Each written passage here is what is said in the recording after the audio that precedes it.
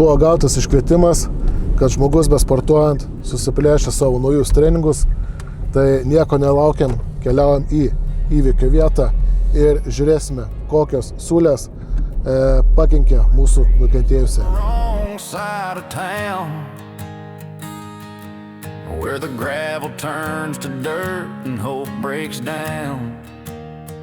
Sveiki visi, su jumis sveikinuosi aš, suvirimo mokytojas Tomas, ir šiandieną turime suvirimo policijos antrąją dalį.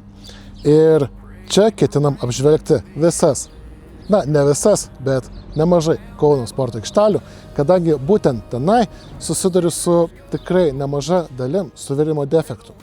Ir pradėsime nuo čia, nuo šios vietos, kur yra Vytauto Didžiojo klasikinio mokymo licėjus, kažkada buvusi 7 vidurinė, ir čia aš užaugau, tad čia bus pirmoji vieta, kurią ketinu apžiūrėti.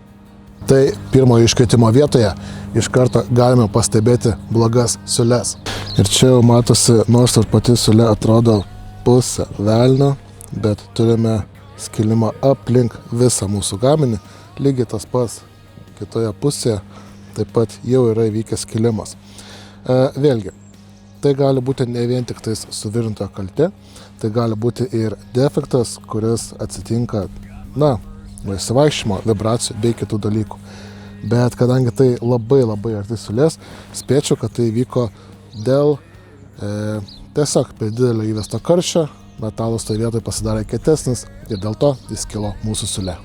Žinoma, vietos, kurios tikriausiai buvo virintos ne vietoje, ne surinkimo metu, o kažkokiai gamyklai, ganėtinai suvirintos neblogai.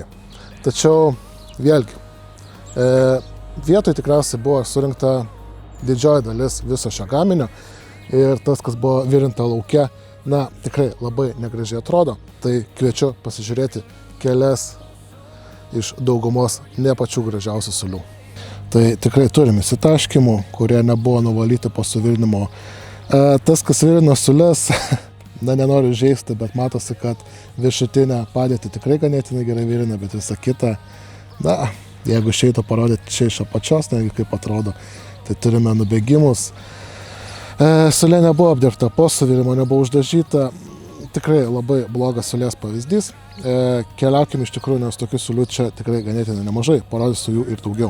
Dar viena siūlė, kuri taip pat buvo virinta lauke, turime ganėtinai stipriai įdegintą siūlę, buvo virinta per karštai, dėl to atsirado įdegos, apsitaškimai, apatinės siūlės vieta visa nubėgus, kas tikrai išduoda, kad suvirintojas, turėjo gerokai per mažai patirties šitam darbui. O jeigu apėjus iš kitos siūlės pusės, nežinau, ar tai galėčiau netgi pavadinti siūlę, viskas buvo atliekama per šaltai, turim kraterius, turim nubėgimą, tai nėra siūlė. Tai yra tiesiog kažkas, kas laiko šį suvirintą gaminį kartu.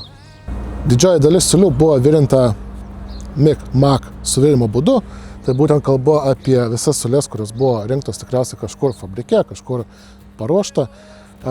Likusios siūlės yra suvirintos MMA suvirimo būdu, tai yra visos siūlės, kurios buvo jau virintos čia vietoje lauke. Ir iš tikrųjų tikrai nereikia daug ieškoti, labai puikiai net iš toli matosi visos siūlės, kurios buvo virintos lauke, kadangi po suvirinimo jos nebuvo apdirbtos tinkamai, nebuvo uždažyta, galbūt ir buvo tiesiog užtepta ir viskas. Tai vėlgi dar labai puikus pavyzdys yra viršui, kai iš toli šviečia ruda negraži siūlė, matome vėlgi, kad buvo virinta, tikriausiai jos viršus bus truputėlį gražesnis, apačia visą nubėgus. Blogai, tikrai blogai. Ir vėlgi, šitas aikštelės tikrai iš savo patirties žinau, kad yra daromas kuo pigiau ir viskas vyksta per kažkokius viešuosius pirkimus ar kažkas tokio, bet nemanau, kad tai turėtų įtakoti gaminio kokybę, ypatingai tenai, kur liečia žmogaus saugumą. Ir vėlgi, taip, jinai kažkiek laikys, bet jeigu toks kaip aš užlipęs, daugiau pasisuptų, pasportuoti ar kažkas tokio, visko gali nutikti. Ir ten, kur yra žmogaus saugumas pirmoji eilėje, manau, tokių dalykų praleisti nebūtų galima. Tai visą šitą aikštelę iš tikrųjų vertinu labai prastai ir duosiu 4 iš 10. Tai yra aikštelė prie pat mano namų, į kurią aš tikrai, vasaros metu, pro kurią aš tikrai prasuku. Ir kas kartą čia atėjus, nežinau, labai blogai, 4 iš 10, keliaujam į sekantį iškvietimą. Keliaujant į antrąjį mūsų iškvietimą, kas yra Panemunės Šilas, dar truputėlį norėčiau su jumis pašnekėti ir papasakoti jums apie tai, kad turiu ir antrąjį YouTube kanalą. Tai kas sekate mane ne vien tik tai dėl Šiaulių policijos, dėl suvirinimo reikalų, galite mane pasiekti ir antrajame mano kanale, kuriame bus motociklai, jau yra motociklo remontas, kurį nusipirkau iš Amerikos.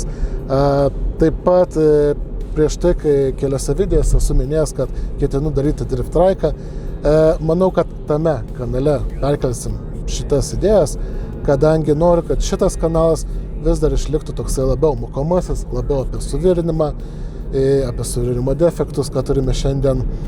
Tad tikrai, jeigu įdomu ne vien tik tai Siūlės, bet ir aš kaip žmogus, bei įvairūs projektai, galite mane pasiekti YouTube Tomas CZK. Tai CZK mano pavardės trumpinys ir Tomas mano vardas. Tai susitiksime ir tame kanale, o mes jau prie pat mūsų antrojo iškvietimo. Tai antrasis iškvietimas buvo į Panemunės Šilo sporto aikštelę ir čia iš tikrųjų tikrai neturiu ką blogo pasakyti, kadangi viskas yra tikrai ganėtinai gerai atlikta. Matosi, kad dauguma įrenginių suvirintų yra vietoj, čia atvežtų tiesiog sumontuoti. Vėlgi, dėl žmonių kiekio, gerbent jų privatumą, nefilmuosiu labai daug, parodysiu tik tai siūles ir pačią aikštelę iš toli. Tai, manau, nieko nelaukim, eikime pažiūrėti pirmasis siūles. Tai pirmasis siūlės, kurios man užkrito už akių, tai yra siūlės ant lygiagrečio. Ir, tikrai labai gražios siūlės, gal kiek per šaltai vietomis, bet ši pati siūlė tikrai ganėtinai gražia, jokių įdegų, viskas tikrai labai fainai suvirinta, viskas apšviesta, kad nekirptų mums už rankų, už rūbų.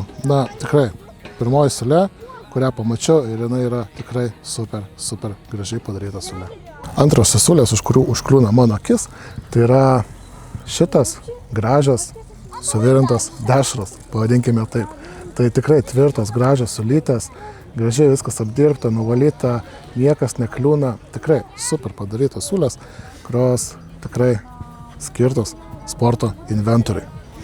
Sekančios siūlės, kurias norėčiau paryškinti, tai yra šios kampinės siūlytės. Tai nors ir yra truputėlį netolygumo, bet vėlgi viskas gražiai apdirbta, viskas gražiai nušveista. Tikrai labai super. O kita siūlė, kurią atkreipė dėmesį, jeigu pažiūrėsite čia, matote atigrų suvirintą kampinę siūlę, kur yra tikrai labai nepatogi, bet suvirinta tikrai labai gerai. Žinant, kad ir netgi prieimo nebuvo, bet atvirkščiai nei prieš tai matytose sporto aikštelėse arba aikštelės, kurias apžvelgsime vėliau, čia nebuvo pagailėta truputėlį laiko, truputėlį darbo, dėl to turime tikrai labai gražų rezultatą. Dar vienas siūlės, kurias pavyksta čia rasti, yra nerūdijančio plieno. Ir tikrai, vėlgi, labai gražiai, labai kokybiškai suvirinta siūlė. Matome žvynelius, matome, tikrai gražiai siūlė. Gal čia norėtųsi nušveitimo pilno, bet šiaip, principe, tikrai duosiu ganėtinai didelį balą, kadangi neturiu prie ko prisiknisti šitą vietą. Tai visai šitai aikšteliai duoda tikrai labai aukštą balą, 9,5 iš 10, kadangi tikrai visos siūlės yra labai gražios. Gal jeigu ir nėra kai kurios siūlės gražios, tai yra tikrai labai gerai apdirbtos. Ir man pačiam malonu buvo prisilies prie šitos aikštelės, prie šitų siūlių ir jas pamatyti iš arčiau. Aplamai rekomenduočiau visiems atvykti į Panemunės mišką. Pats esu įsirašęs į sporto klubą, būčiau žinojęs, kad yra tokia aikštelė čia, tikriausiai dabar nemokėčiau pinigų veltui, o eičiau čia. Tai ir šiaip, turim krepšinio aikšteles, turim Nemuną, vasarą turim paplūdimius, tai tikrai, manau, tiek mažas, tiek senas suras, ką čia veikti, o mes keliaukime į sekantį iškvietimą. Trečias iškvietimas buvo gautas į draugystės parką. Ir čia galime tikrai rasti ne vieną vietą, kur galime pasportuoti, praleisti laiką gamtoje, turime vaikų žaidimo aikštelės, bet šiandien kalbam būtent apie sporto aikštelės. Ir čia tik atėjus mūsų laukia puikus pavyzdys, kaip turėtų būti apdirbtos siūlės. Vėlgi, neturiu prie ko prisiknisti. Viskas tolygiai gražiai nudažyta, siūlės gražiai apšviestos, viskas paruošta, jokių grevelių, jokių intarpų. Na, viskas tikrai labai gražiai, tiek tokia išorinė, tiek vidinė siūlė. Tikrai labai gražiai atlikta. Taip pat kampinės siūlės, gražios, lygios, niekas niekur nekimba. Dar vienas puikus pavyzdys, kaip turėtų atrodyti graži siūlė. Žinoma, yra truputėlį ir netiek gražių siūlių, bet jos tiesiog nėra gražios. Jos tikrai laikys, tikrai puikiai atlieka savo funkciją. Trūksta truputėlį galbūt estetikos grožio, bet visa kita yra tikrai labai kokybiškai atlikta. Turim, tikrai idealiai migmagų suvirintą siūlę. Tolygi, graži, viskas super. Tikrai neturiu prie ko prikibti. Apeisim dar kelias vietas čia aplinkui, kadangi tikrai ne viena sporto vieta yra Dainavos parke. Pažiūrėsim, gal galėsim rasti kažkokį broką. Tai esame dar vienoje draugystės parko dalyje ir čia radome tų pačių gamintojų kaip ir Panemunės sporto įrenginių padarytas stakles ir čia matome vieną defektuką.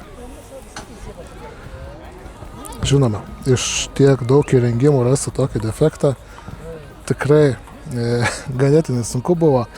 Šitas defektas tikrai per daug nieko neįtakos, kadangi tai yra neraudinis plienas, nėra kiaura, ten nesikaus kažkoks vanduo ar skysčiai, tai vėlgi, tai tiesiog vizualinis defektas, kur buvo truputėlį pagailėta tinkamų amperų, truputėlį karščiau reikėjo užvirinti šitą siūlę.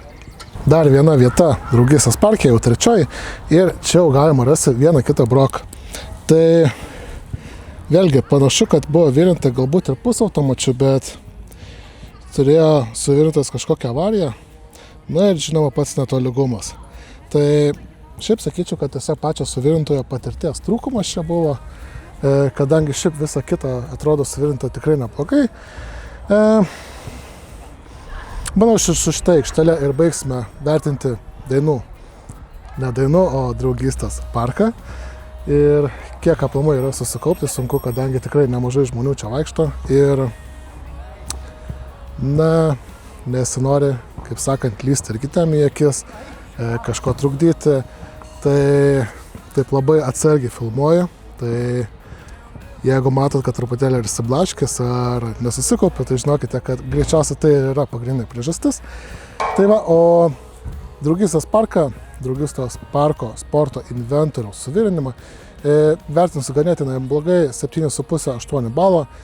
Ir tai daugiau iš tikrųjų bus skirta apdirbimui, nudažymams bei darbui po suvirinimo, nei kad patiems suvirinimo atlikimo darbams. O dabar keliaukime į sekantį iškvietimą. Vykstant į ketvirtąjį iškvietimą, noriu visų žiūrinčiųjų, tie, kas dabar stebi, paprašyti, gal galėtumėt, gal norėtumėt, kad apžvelgčiau jūsų miesto, jūsų gyvenvietės suvirimo siūles. Kodėl prašau? Dėl to, nes gegužės gale, birželio pradžioje, turiu kelionę aplink Lietuvą su motociklu. Ir būtent tuo pačiu norėčiau padaryti trečiąjį siūlės policijos epizodą. Tai jeigu stebite šią rubriką, jeigu jinai jums patinka, būtinai parašykite, pasiūlykite. Ieškau 4 vietų iš tikrųjų. Tai šiaurės Lietuvoje, kažkur palei pat sieną, pietų Lietuvoje, rytų ir vakarų. Tai bent jau 4 tokių kažkom išskirtinesnių vietų, galbūt tiesiog gražių vietų, kur būtų atlikti suvirinimo darbai, kuriuos galėčiau įvertinti ir aptarti su jumis. Tai tikrai komentaruose lauksiu jūsų pasiūlymo ir tikriausiai naudodamasis dar progą, norėčiau paprašyti, kad pasubscribintumėt mano kanalą, palaikintumėt šitą video, pakomentuotumėt, o mes keliaujam į paskutinį, ketvirtąjį iškvietimą. Ir paskutinis iškvietimas buvo gautas į Kalniečių parką. Tai tikrai labai nuostabi vieta, pasižyminti ypatingai gražių vaizdų, gražių fontanų. vaikų žaidimo aikštelėm, tai taip pat rekomenduoju čia apsilankyti, o mes keliaukime pažiūrėti siūlių. Na tai priejus prie treniruoklių šitam parke, gaila, bet radau tą patį vaizdą kaip ir Panemunėje bei Draugystės parke. Tai yra tie patys mūsų prieš tai matyti žali sporto įrenginiai, kurie tikrai prie kurių iš tikrųjų nelabai yra kur prisiknist.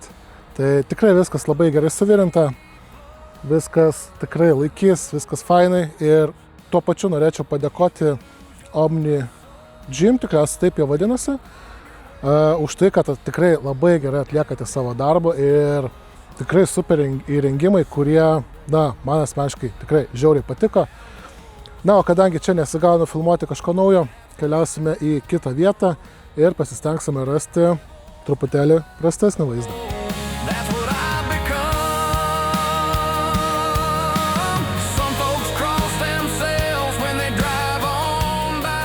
Tai su paskutiniuoju mūsų iškvietimu truputėlį nesigavo jums parodyti kažką blogo.